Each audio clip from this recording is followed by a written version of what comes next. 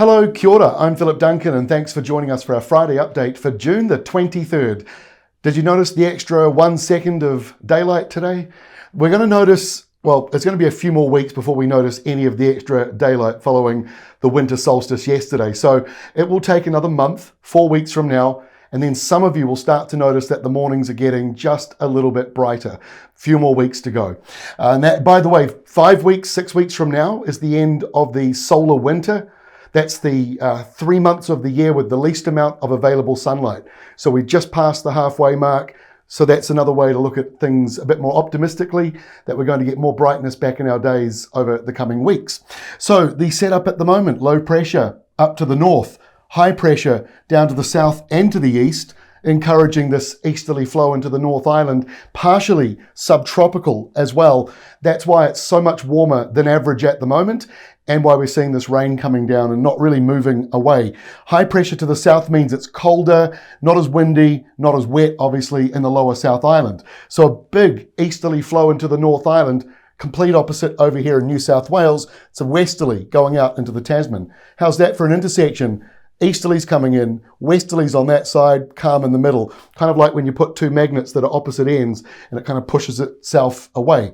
So you got this big low pressure zone down here. That is the main one that's about to drive in more rain to Australia. So we'll talk about incoming rainfall for them in a moment, but let's quickly look at what is going on here because we've got this, rain event going on around Gisborne, Tairāwhiti, Hawke's Bay, and even to some degree into Bay of Plenty, Coromandel Peninsula, down to lower parts of Hawke's Bay and even into Wairarapa, and then the top of the South Island. All of those areas I just mentioned, anywhere between about 50 and 100 millimetres coming through. This is just for the next 3 days from this morning. And then we go to the next 3 days from Sunday morning, and those same areas again, seeing sort of around 50, 60 millimetres. That means there's at least a couple of 100 millimetres still coming through for some places, or 150 to 200 millimetres. Quite a lot of rain still coming through. The very top of the country and the very south and east of the South Island, they are the driest areas. We'll also start to see a bit of rain returning to the west coast. In Australia, not much going on. We've got this burst of rain through the desert we talked about the other day. Otherwise, with that big low in the Southern Ocean, most of the rain in coastal areas. A little bit will come through inland parts of New South Wales. So let's get into the forecast. Here we are for Saturday, the start of the weekend, although technically I go with Friday afternoon being the start of the weekend. But here is that low coming in with the cold change, so windy around Adelaide. New Zealand has northeasterlies carrying on, still raining in those northeastern areas that we just mentioned, and also to the upper part of the South Island with drizzle patches going as far south as maybe Dunedin. By Sunday, a lot of low pressure stretched out around Tasmania, and we've got low pressure to the north of New Zealand. Still have that mild northeasterly flow. The good news is it's not raining non-stop all the time for these eastern areas. The rain may linger a little bit more further up around East Cape and Gisborne.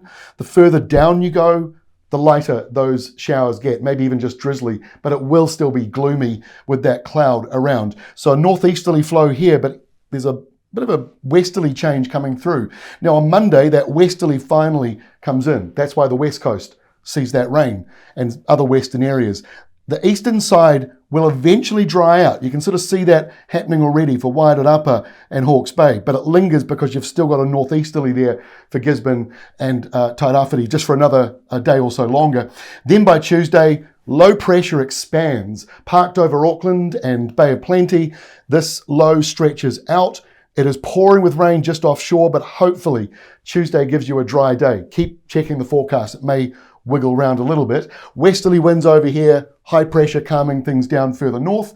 And as we move through into next week, that big low, well, yesterday the modelling showed it right over New Zealand. Today, pushing it further out to the east, in comes a classic cold front. And I think that's what we might be sort of seeing as we go towards the end of next week. Classic winter weather in New Zealand. Southwesterlies blowing across the country. Windy. Snow on the mountains and ranges. And if it's calm and clear where you are, there might even be a frost. Although doesn't look very frosty at this stage. Too many isobars on the map. Quite a deep storm at 975 out there. 1035 over there.